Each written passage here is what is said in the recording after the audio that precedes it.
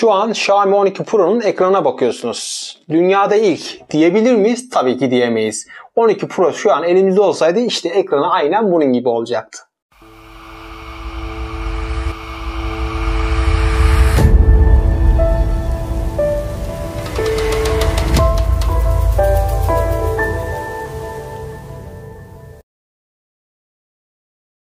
Selamünaleyküm dostlar. Allah'ın rahmeti, bereketi üzerinize olsun. Xiaomi yeni ailesini tanıttı. Artık 12 ailesindeyiz. 12X en baz versiyon, 12 orta versiyon, ultra olan versiyon yani en üst versiyonu da 12 Pro versiyonu. İlerleyen dönemde bunun T'si de çıkar, Lite'ı da çıkar, bilmem nesi de çıkar. Yani suyunu çıkartır Xiaomi. Şimdi bu videomuzda ben bütün bilgileri size tek tek anlatmayacağım. Çoktan okumuşsunuzdur, bilgi sahibi olmuşsunuzdur. Lansmanda anlatılanlar hakkında, telefon hakkında ve şu an elimde olan Mi 11 Pro'ya karşı 12 Pro alınır mı alınmaz mı bununla alakalı biraz konuşmak istiyorum. Çünkü bu kanalda bugüne kadar elimize almadığımız telefonun incelemesini yapmadık. Ne zamanki telefona sahip olduk işte o zaman telefonun tanıtımını ya da incelemelerini ya da testlerini yaptık. İlk kez kanalda sahip olmadığımız bir telefon hakkında konuşacağımız bir video hazırlıyorum. Bunu da az önce size gösterdim ekranını. Şu an şu ekrana bakıyorsunuz. Mi 12 Pro'nun ekranıyla bu ekran aynı. Telefonumuz Meizu 18. Ekran bu, telefon bu. Mi 11 Pro da bu. Elimde Mi 11 Pro olduğu için şu an Mi 12 üzerine konuşacak bir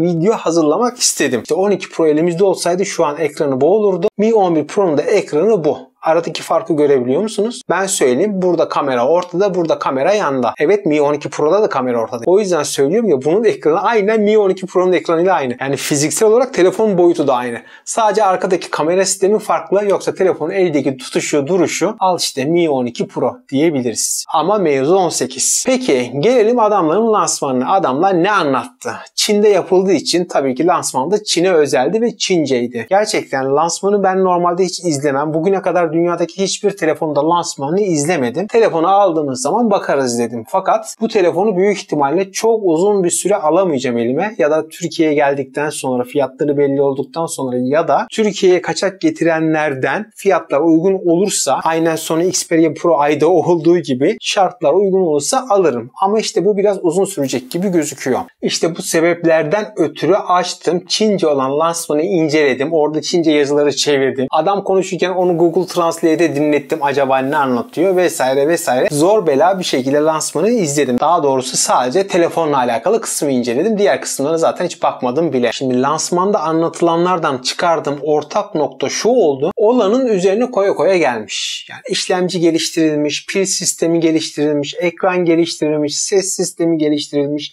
kamera Sony'nin bambaşka yepyeni bir sensörüne geçirilmiş vesaire vesaire. Ya bunlar hayatımızda şu an Mi 11 Pro sahibi olan bir insan için ya da Mi 11 Ultra sahibi olan bir insan için ya da Mi 11 sahibi olan bir insan için hayatında yeni bir dönüm noktası açacak şeyler değiller.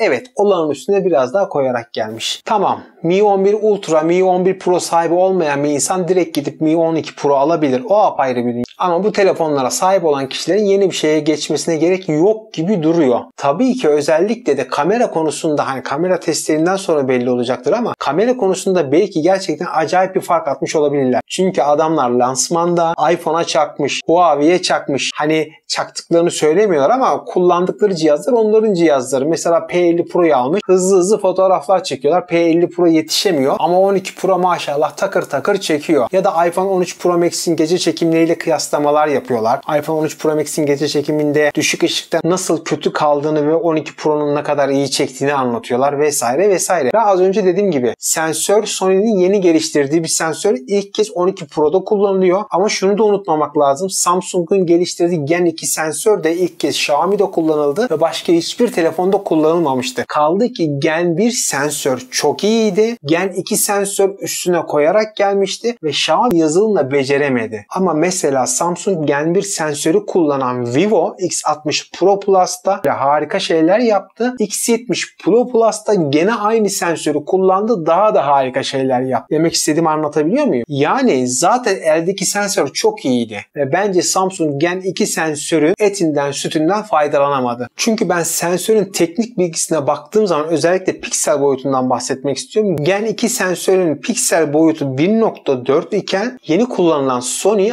IMX 7 707 sensörün piksel boyutu 1.22. Tabi 4 pikseli biz bir araya getiriyoruz diyor. O zaman da 2.44 oluyor diyor. İyi güzel kardeşim, o zaman öbür taraftan da 1.4'tü, 4 tanesi bir araya geliyordu. 2.8 oluyordu yani. Orada da kocaman bir piksel olmuş oluyor. Yani piksel boyutu olarak gerileme var. Ama tabii Sony sensör kullandı. Acaba daha mı iyi olacak, daha mı kötü olacak? İşte böyle kafada deli sorular geziyor. İşte bu soruları nasıl cevap bulacağız? Telefonu aldığımız zaman bulacağız. Artık telefonu ne zaman alırız, o da Allah kerim. Ya adamlar bir de şunu da yaptılar ya, yani tanıtım sırasında 12 ve 12X serisindeki ana kameranın sensörü Sony IMX766. Daha önceden kullanılan bir sensör. Neyde kullandık? Mesela örnek olarak kanalda testini yaptığım için söylüyorum. Oppo Find X3 Pro'da kullandık. Mükemmel fotoğraflar çekiyor. Harika. Gerçekten 12X ve 12'de kullanılan sensör de o sensör. Adamlar ama şunu yapmışlar. Mesela koymuşlar. İşte bizim sensörümüzün boyutu bu kadar demişler. 1/1.56. Yanına iPhone 13 ve 13 Pro Max'in sensörünü koymuşlar. Onların boyutları, sensör boyutları tabii ki küçük. iPhone 13'ün boyutu 1/1.88. 13 Pro Max'in boyutu da 1/1.65. Yani adam şunu söylüyor. Bizim sensörümüz kocaman diyor. Diğerlerinin yanında. Ya arkadaş, kocaman da iPhone'daki piksel boyutu, 13 Pro Max'teki piksel boyutu 1.9. Senin piksel boyutun 1.22. Çünkü o 12 milyon piksel kullanırken sen 50 milyon kullanıyorsun. Bunu söylemiyor ama. Ve iPhone'la yan yana koyduklarında özelliklerini dizmişler. Oradaki piksel boyutunu da söylemiyor. Oradaki piksel boyutunu 2.44 olarak gösteriyor. Yani 4 tanesini toplayıp oraya yazmışlar. Acayip türbini oynama yani. iPhone ise 1.9 göğsünü geri geri orada duruyordu benim gözümde. 1.9 nerede? 1.22 nerede? Sen 4 taneyi toplayarak 2.44 yapabiliyorsun. Adam tek başına tek pikselle 1.9 veriyor. İşte iPhone gidip başkalarıyla kıyaslamıyor kendini. Kendi yaptığı yenilikleri ilk kez kendi yapıyormuş gibi anlatıyor. Xiaomi ise burada tutmuş iPhone'a bir laf çakmaya çalışıyor. Huawei'ye bir laf çakmaya çalışıyor. Daha doğrusu onlardan daha iyi hale geldik gibi tanıtımlar yapıyor. Çok gereksiz hareketlerdi. Reklam kokan hareketler derler ya, aynen öyle olmuş oluyor işte bu hareketler. Pil tarafına baktığımız zaman neredeyse %11 gerileme var. 4600'e düşmüş. 5000'den 4600'e düşmüş. Fakat pil teknolojisi olarak bayağı bir şey yaptıklarını söyledi adamlar. 120 wattlık şarj sistemi kullanıyorlar. Mesela 11T Pro'da olan 2 tane bataryayı gene bir tane bataryaya düşürmüşler. Halbuki ben isterdim ki gene 2 bataryayı biraz daha geliştirsinler. Bu telefonda da 2 batarya sistemini kullansınlar. Çünkü bir yorumcumuz yazmıştı. Bana çok mantıklı gelmişti bu yorum.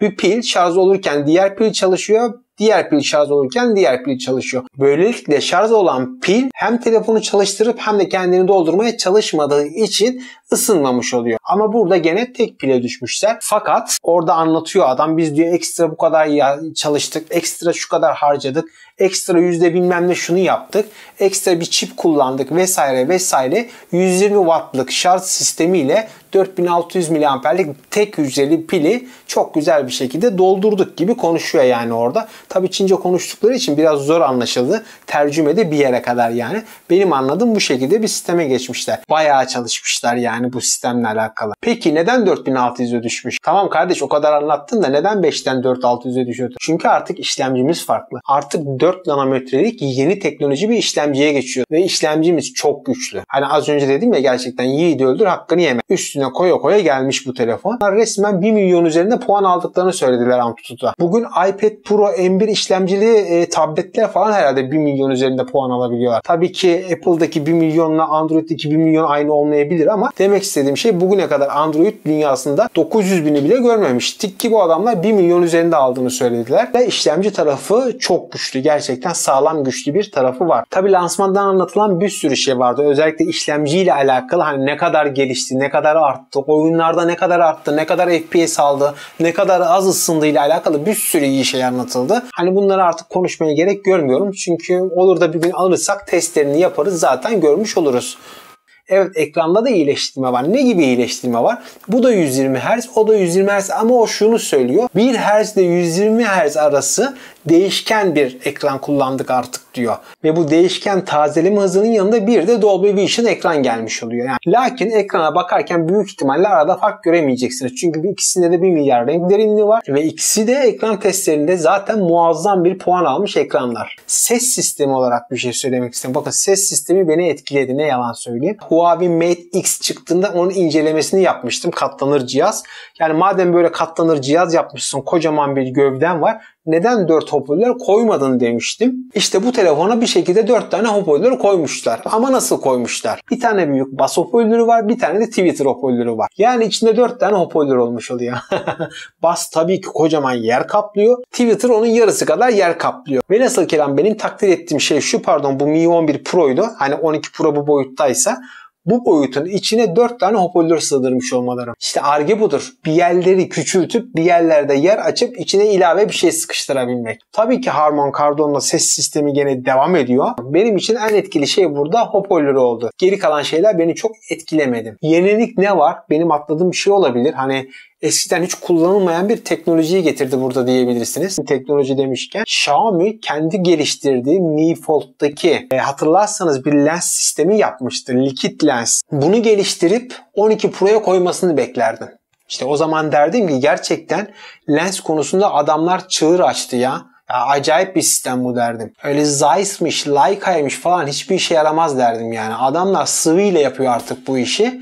Ama o da olmadı. O teknoloji de gelişmedi. O da öyle kaldı yani. Halbuki 12 Pro'da böyle yenilikçi bir atılım beklerdim. Ama o da yok. Kendi beklentilerimi söyleyeyim. Bir de 12 Pro'da arka tarafı deri olan bir model yapmışlar. Bayağı deri kullanmışlar gözüküyor. Winlex'tir ya da deridir bilemem ama tanıtımlarında sanki deriymiş gibi gözüküyor. Fiyatlarına geldiğimiz zaman da aslında fiyatları yurt dışına göre güzel ama Türkiye'ye göre çok pahalı olabilir. Yani 12X 450 Euro'dan başlayacak.